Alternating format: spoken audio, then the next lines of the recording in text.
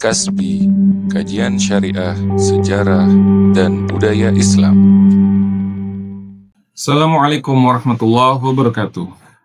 Sahabat-sahabatku yang dimuliakan Allah Subhanahu wa Ta'ala, insya Allah pada kesempatan kali ini kita akan membahas berkenaan dengan fikih puasa. Fikih ringkas mengenai puasa. Ilmu ini penting sebelum kita masuk dalam bulan Ramadan agar dalam beribadah kita dilandasi dengan ilmu, sehingga Allah Subhanahu wa Ta'ala akan melipat gandakan pahala ibadah kita manakala kita dasari dengan pengetahuan dan kita bisa beribadah dengan benar sebagaimana dicontohkan oleh Rasul Shallallahu Alaihi Wasallam. Kita akan bahas berkenaan dengan mubtilat, hal-hal yang membatalkan puasa. Kemarin kita jelaskan bahwa puasa itu menahan dari hal-hal yang membatalkan dari terbit fajar sampai terbenam matahari disertai dengan niat. Jadi ada dua rukun, yang pertama adalah menahan dari hal-hal yang membatalkan, dan yang kedua adalah niat. Dan niat itu harus dilakukan untuk puasa wajib Ramadan itu sebelum azan subuh. Sehingga kalau kita belum berniat dari waktu Isya sampai waktu subuh akan membuat puasa kita tidak sah, sehingga kita harus mengqadha. Nah, apa saja hal-hal yang membatalkan puasa, teman-teman? Yang jelas pertama adalah makan, minum, muntah dengan sengaja. Berhubungan suami istri, kalau tidak sengaja maka dia tidak membatalkan puasa. Jadi makan, minum, muntah, berhubungan suami istri ketika dilakukan tanpa sengaja maka tidak membatalkan puasa. Atau melakukan hal-hal yang semakna dengan makan dan minum atau berhubungan suami istri secara sengaja itu juga membuat puasa kita batal. Contoh, memasukkan sesuatu ke dalam rongga hidung, seperti pada saat COVID kemarin itu kita melakukan swab, maka itu semakna dengan makan, karena memasukkan sesuatu ke dalam rongga hidung atau rongga mulut, atau bahkan telinga teman-teman, karena THT, telinga, hidung, dan tenggorokan itu tersambung. Jadi ketika kita masukkan air lewat telinga, itu semakna dengan makan dan minum tadi. Sehingga itu juga bisa membatalkan puasa kita ketika dilakukan dengan sengaja. Baik, itulah hal-hal yang bisa membatalkan puasa kita ya teman-teman. Selanjutnya adalah bagi orang-orang yang uzur atau orang yang boleh untuk tidak berpuasa, itu hanya ada 3 kriteria. Kriteria yang pertama adalah karena dia sakit, kriteria kedua adalah musafir, kriteria ketiga adalah orang yang tidak mampu. Nah, kriteria pertama dulu, orang sakit. Ini adalah orang yang sakit, yang mana sakitnya itu bisa menyebabkan dia bertambah lama sakitnya kalau berpuasa, atau sakitnya bertambah parah kalau dia berpuasa, atau penyakitnya itu bisa terpengaruh sehingga menjadi lebih berat ketika dia berpuasa. Maka sakit seperti inilah yang boleh untuk tidak berpuasa. Untuk selanjutnya adalah musafir. Musafir ini diperselisihkan jaraknya oleh para ulama berkenaan dengan jarak qashar sholat. Jadi kembali kepada perbedaan ulama dalam hal qashar sholat. Tapi pendapat jumhur, kalau merujuk pada pandangan Syekh Zuhaili, itu adalah 89 km. Tapi kalau kita buka Mausu'at Fiqhiyah Kuwaitiyah, itu 77 km. Kita ambil amannya 89 km. Ketika seseorang bepergian kurang dari 89 km, maka dia tidak dianggap musafir. Dia tidak bisa berbuka dengan alasan atau dengan uzur musafir. Ada pandangan lain yang menyebutkan bahwa perpindahan kota sudah membolehkan ia untuk berbuka karena statusnya adalah musafir. Tapi pandangan ini tentu bermasalah. Kenapa teman-teman? Karena yang namanya perpindahan kota itu, katakanlah begini, teman-teman nanti bisa lihat di peta. Suatu wilayah bernama Bojongkulur berada di perbatasan Bekasi. Tidak perlu naik motor, cukup berjalan kaki tidak sampai 1 jam, kita sudah menyeberang ke kota yang lain. Apakah bisa disebut sebagai safar? Tentu ulama akan sepakat mengatakan itu tidak atau bukan merupakan safar. Walaupun kemudian, bagi yang berpandangan perpindahan kota sudah bisa disebut sebagai safar, mereka mensyaratkan sampai di ujung kota. Jadi kalau kita dari ujung kota sebelah kanan, kita harus sampai di ujung sebelah kiri. Nah, itu baru disebut sebagai musafir. Untuk yang tidak berpatokan pada angka atau jarak, tapi paling aman adalah kita menggunakan patokan jarak, sehingga hukumnya lebih pasti. Nah, itu untuk musafir. Artinya, kurang dari jarak itu tidak boleh untuk tidak berpuasa. Dan orang yang ingin bepergian, katakanlah dia ingin bepergian lebih dari 100 km. Ketika dia masih berada di rumah, dia bukanlah musafir, sehingga dia tidak boleh berbuka di rumah. Ketika di rumah, dia tidak boleh dalam keadaan tidak berpuasa. Dia harus dalam keadaan berpuasa. Ketika dia bepergian, keluar dari kota dengan tujuan lebih dari 89 km tadi, baru disebut sebagai musafir dan dia berhak untuk berbuka.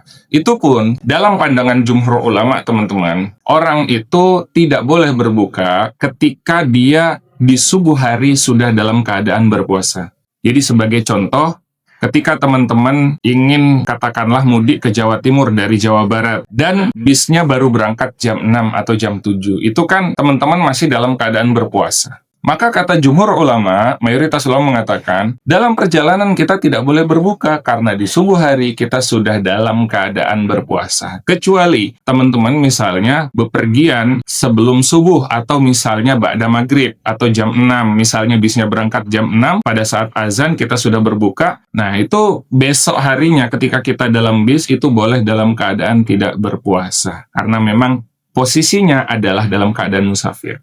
Kecuali Syekh Wahbah Zuhaili mengatakan ketika kita melakukan safar, kemudian muncul kondisi atau keadaan di mana bisa memberi mudarat kepada kita kalau kita tidak berbuka, maka kita boleh berbuka. Tapi bukan dengan alasan musafir, teman-teman ya, tapi dengan alasan uzur yang ketiga yang akan kita sebutkan.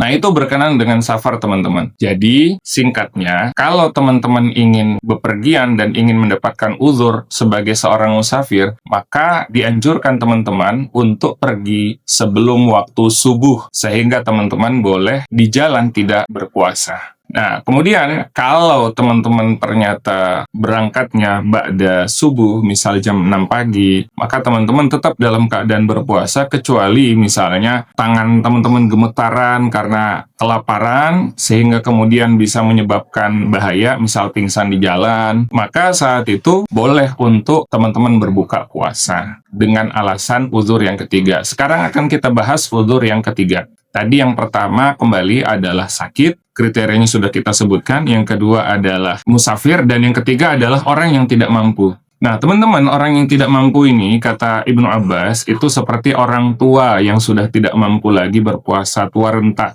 Kemudian dikiaskan dengan pekerja berat. Pekerja berat ini pun nanti kasusnya mirip dengan musafir tadi, teman-teman. Dia boleh berbuka nanti pada saat sudah mulai terasa tangan gemetaran misalnya karena kelaparan, maka saat itu baru dia boleh berbuka. Itu pandangan dari jumhur ulama. Tapi kembali, sekarang kita akan bahas bagaimana tiga kelompok orang ini, yaitu orang yang tidak mampu, orang musafir, dan orang yang sakit. Mereka tidak berdosa kalau tidak berpuasa dengan kriteria yang tadi kita sebutkan. Lalu bagaimana cara mengganti atau membayar puasa tersebut? Ya, kita disclaimer dulu teman-teman, selain tiga ini, atau yang dikiaskan dengan tiga ini, maka dia kalau berbuka atau tidak berpuasa, hukumnya berdosa. Yang kita maksud dikiaskan itu seperti ibu hamil dan menyusui ya teman-teman. Nah, jadi ibu hamil dan menyusui itu nanti dikiaskan kepada orang sakit, atau kepada orang yang tidak mampu tadi, kriteria ketiga.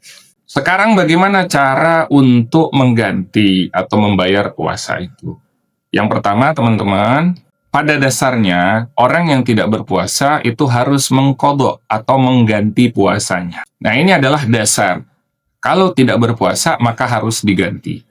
Nah, kalau dia tidak mampu berpuasa juga di luar Ramadan, baru kemudian beralih ke yang kedua, yaitu fidyah. Siapa saja orang yang fidyah? Orang yang fidyah tadi orang tua yang tidak mampu berpuasa, orang sakit menahun yang dokter itu tidak bisa menyebutkan kapan sembuhnya, perkiraan sembuhnya, atau perkiraan sembuhnya itu lebih dari 1 tahun, karena waktu mengqadha puasa itu kan 1 tahun, teman-teman. Orang yang sakit menahun itu tidak bisa membayar mengqadha puasa, maka dia membayar fidyah. Itu hanya orang yang tidak bisa mengqadha. Kalau orang bekerja misalnya, contoh yang seperti tadi kita sebutkan, dia bekerja setiap hari, tapi ada waktu-waktu dia libur, tidak bekerja, yang mana waktu liburnya itu lebih dari 30 hari, atau 30 hari atau lebih, di mana di waktu-waktu itu dia bisa mengqadha puasa, maka dia tidak boleh fidyah, dia harus qadha, teman-teman, ketika ada akumulasi waktu yang sesuai untuk mengqadha puasa tersebut.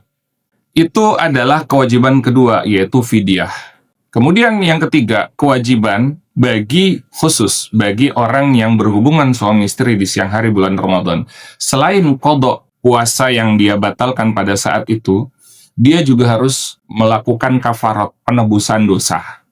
Ya, yang pertama yaitu dengan cara membebaskan budak. Kalau dia tidak mampu, maka puasa 2 bulan berturut-turut. Kalau tidak mampu juga, maka memberi makan 60 orang miskin. Satu orang miskinnya itu senilai dengan fidyah 1 kali. Berarti 60 fidyah, gitu ya, kurang lebih. Nah, itu berkenaan dengan denda ya, teman-teman, atau kafarat, khusus bagi orang yang berhubungan suami istri di siang hari bulan Ramadan. Kemudian, yang ketiga, ada juga yang mengqadha plus fidyah. Nah, tadi ada mengqadha saja, ada fidyah saja, ada qadha plus kafarat, yaitu orang yang berhubungan suami istri siang hari bulan Ramadan, dan ada yang fidyah plus qadha, mengganti dan juga bayar fidyah. Siapa? Yaitu ibu hamil dan ibu menyusui yang khawatir hanya kepada anaknya saja, maka dia qadha plus fidyah.